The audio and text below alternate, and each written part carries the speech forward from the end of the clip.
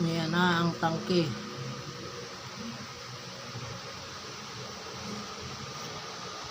Doon ang butas.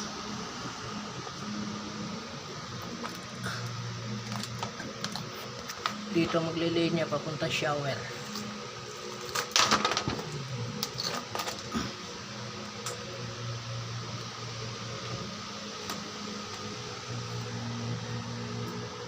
Ayan yung isang tangke.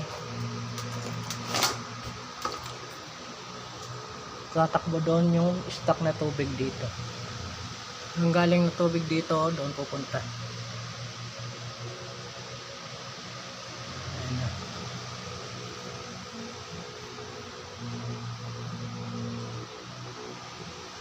Ayan yung laki ng diferensya ng tangke. Bumaba ako para magkasya. Kasi pag di ako bumaba, hindi magkakasya. Yung una nakapatong lang kasi maliit lang siya. Nakapatong lang siya doon sa frame. Ngayon yung frame nito ay ibinaba ko. Doon, binutas doon kasi walang tutungtungan.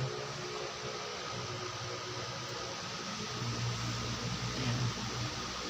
Dito ngayon yung pagka magme-maintenance.